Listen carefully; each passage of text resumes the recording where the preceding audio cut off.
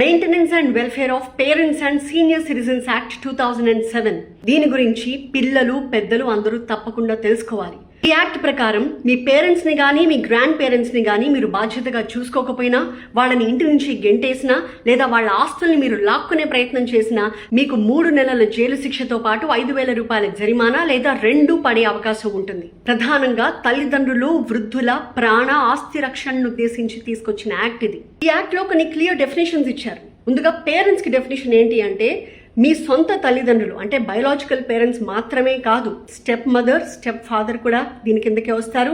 అలాగే కొన్నిసార్లు పిల్లలు దత్తత వెళ్తూ ఉంటారు కదా, అలా ఎవరింటికి వెళ్తారో వాళ్ళ బాగోగులు ఎవరు చూసుకుంటున్నారో వాళ్ళు కూడా సీనియర్ సిటిజన్స్ కాకపోయినా కూడా వీళ్ళందరూ కూడా పేరెంట్స్ కేటగిరీ కిందకే వస్తారు. వాళ్ళని చూసుకోవడం పిల్లల బాధ్యత.